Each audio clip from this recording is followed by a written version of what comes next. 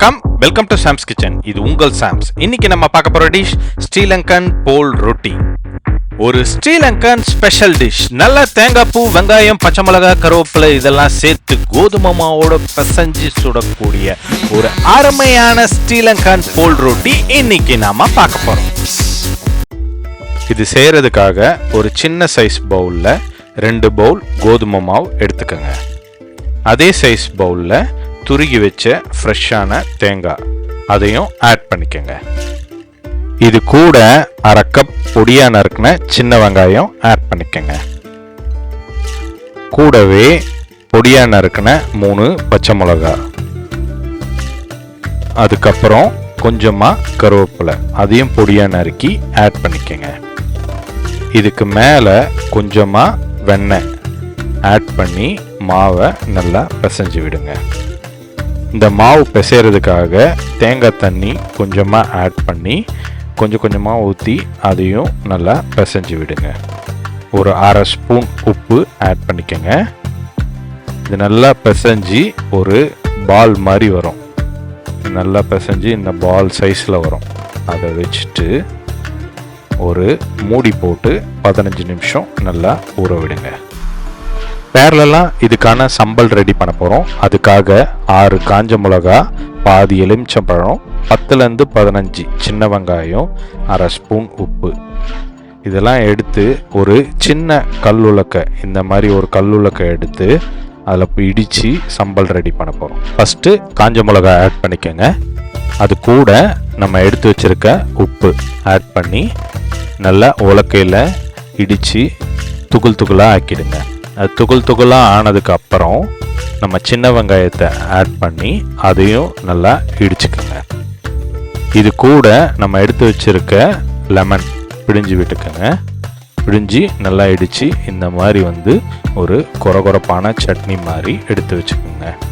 அந்த ரொட்டி இந்த சம்பலோட காம்பினேஷன் ரொம்ப சூப்பராக இருக்கும்.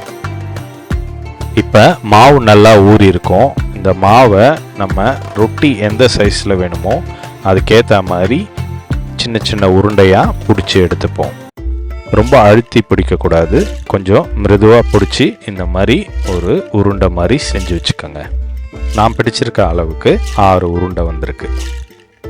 ஒரு சின்ன சைஸ் வாழை எடுத்து அதில் கொஞ்சமாக எண்ணெய் அப்ளை பண்ணிக்கோங்க. எண்ணெய் அந்த இலையில் ஃபுல்லாக படுற மாதிரி பார்த்துக்கோங்க. இப்போ நம்ம உருட்டி வச்சுருக்க உருண்டையை எடுத்து நல்லா மெதுவாக ப்ரெஸ் பண்ணி விடுங்க. ரொம்ப அழுத்தம் கொடுக்க வேணாம், லைட்டாக இந்த மாதிரி ப்ரெஸ் பண்ணி அதை ஒரு சின்ன சைஸ் ரொட்டி மாதிரி ஆக்குங்க. போல் ரொட்டி கொஞ்சம் திக்காக தான் இருக்கணும், அதனால் ரொம்ப நம்ம ப்ரெஸ் பண்ண வேணாம். இப்போ பார்த்தீங்கன்னா இந்த அளவுக்கு இருந்தால் போதும். ஸ்டவ் ஆன் பண்ணி ஒரு பேன் வச்சுக்கோங்க. அந்த பேன் சூடானதும் ஒரு ஸ்பூன் எண்ணெய் விட்டுக்கோங்க. இப்போ நம்ம ரெடி பண்ணி வச்சுருக்கோம் பார்த்தீங்களா, அந்த ரொட்டியை எடுத்து அந்த எண்ணெய் மேலே அப்படியே வச்சுருங்க. இன்னும் கொஞ்சம் எண்ணெய் மேலே கொஞ்சம் ஊற்றி விடுங்க. அந்த ரொட்டி இதே மாதிரி ஒரு 2 நிமிஷம் ஒரு சைடு வேகட்டும். ஒரு சைடு வெந்ததுக்கு அப்புறம் அதை இன்னொரு சைடு திருப்பி விட்டுக்கோங்க. லைட்டாக ப்ரெஸ் பண்ணி விட்டுக்கோங்க. அதுக்கு மேலே இன்னும் கொஞ்சம் எண்ணெய் அப்ளை பண்ணிக்கோங்க. இந்த சைடும் ஒரு 2 நிமிஷம் வேகட்டும். 2 நிமிஷம் முடிஞ்சதும் அந்த ரொட்டியை எடுத்து ஒரு பிளேட்டில் வச்சுக்கோங்க. நம்ம போல் ரொட்டி ரெடி. இதே மாதிரி மற்ற உருண்டைகளையும் நல்லா வாழையில தட்டி ரொட்டி பண்ணி எடுத்து வச்சுக்கோங்க.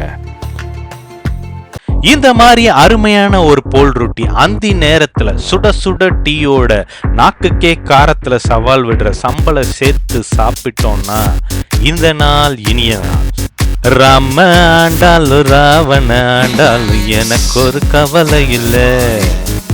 நான் தான் என் மனசுக்கு ராஜா வாங்குங்கடா. அடவெல்லியில் கூஜா நீ கேட்டா கேட்டதை கொடுப்பேன், கேட்குற வரத்தை கேட்டுக்கடா. இதை நீங்களும் ட்ரை பண்ணுங்க, சப்ஸ்கிரைப் பண்ணுங்க, கமெண்ட்ஸ் பண்ணுங்க. See you next delicious dish.